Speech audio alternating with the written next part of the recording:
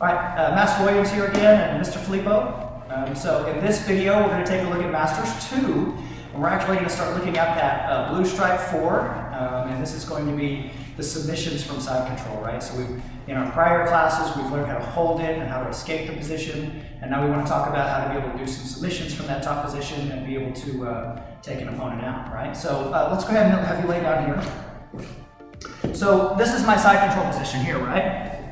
So I'm going to start with the choke from side control, right? So if I'm in the side control here and I want to be able to do a choke, the easiest choke to do is a paper cutter choke. Now, paper cutter means that my arm is going to go here, hand is on the floor, and then I'm just going to take my forearm across the neck and be able to apply pressure, right? So the easiest way to do that is to be here. Maybe I scarf a little bit.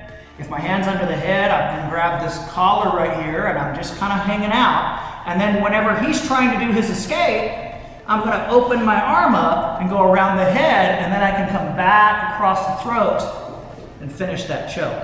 So that hand's now going to just drop to the floor. You can also just reach in here and get it, but he's probably going to hand fight you a little bit. So if I reach in here, he's going to not let me have that. So go to your normal position and grab that collar behind the neck. And while you're here, he's going to be trying to do whatever escape. When I pull my arm out, now I just bring it back across the throat, and then there's my choke, right? So this would be our paper cutter choke. From the top of side control. Now here's the beautiful thing, look at this arm right here. Here's our technique number 2. Right? Technique number 2 is to push this arm to the floor. Make sure you get both elbows to the floor. Then I want to go under his arm this way, grab a hold of my wrist, and what I'm going to do is use his hand, I'm going to paint the mat. So I'm actually going to move his hand down while at the same time lifting the elbow up. So it's doing some stuff to his shoulder here. Now, what you guys aren't seeing, turn this way a little bit, is when I do that, watch Mr. Filippo's other hand. So he's tapping because this thing hurts. Right? You're going after that shoulder. If you drive it enough, you'll be able to take the shoulder out of that opponent and really do some damage. Right? Do you have anything to add for those 2 techniques? Just avoid tapping the 3 ways. We say it verbally, either tap on our partner or we'll use our hand or we'll use our foot. Yeah, make sure you let them know, right? Your partner needs to know that you're tapping, and if we tap, what do we do? Stop. Stop. Let go, right? Don't keep going. So the last technique is the most difficult. It's kind of why I left it for the third item on this particular list, and that's our arm bar from side control. So if my partner's laying down, I'm going to do it from this angle. Spin around this way.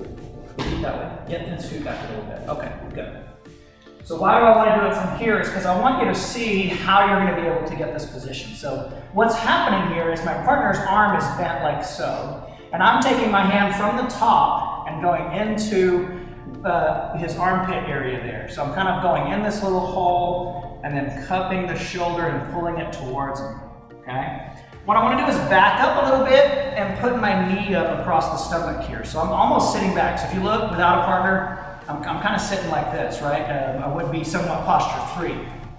The other hand is going to go behind the head. In this position, I can control him a little bit, right? And it's a good idea to go ahead and practice that. Maybe your partner tries to move around some, and you want to be able to move with him and be able to maintain this position. The next thing I'm going to do is to actually do the arm bar. So this foot, right, this knee, I want to stand up. So now if you look, I'm standing. Now this is not what I mean by standing. I want to be standing, but in a little bit of a squat. My other foot, turn this way a little bit, is still very close to him. I didn't back up. It's very, very close to that stomach, and I'm pulling on this shoulder because I don't want him to get away. In one motion, I'm going to step around the head. So watch, I step around the head. And now I'm facing the other way. Make sure your foot's not way back here, but your foot's really close to the body again. Still holding onto that arm. So I'm going to hold that arm, sit on the shoulder area, and then as I fall backwards, hold onto the arm. And that's going to keep him really tight in position here to be able to finish. Then I'll be able to pull it all the way back and do the arm bar. Now right here, a couple of details on the arm bar. You want to make sure this elbow is right about where your belly button is, right? If I'm too far away, the arm bar is not going to work. So you want to be really close. Elbow is close to your armpit, or sorry, to your belly button area. The other thing is I want the thumb pointed up, right? What makes this work is the arm doesn't bend this way. So if you were to bend his arm and start doing stuff, and I pull on it, it's not doing anything. I need to make sure that I'm pulling it the opposite direction that the arm is supposed to bend.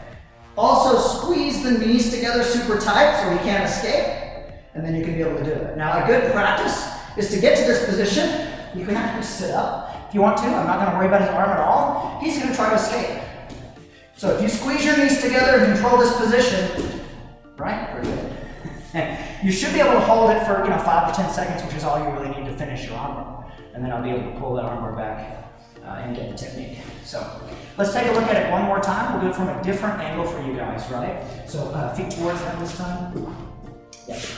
So my arm goes in the hole, pull, stand, step around, sit, I'm hugging the arm, sit back, and finish.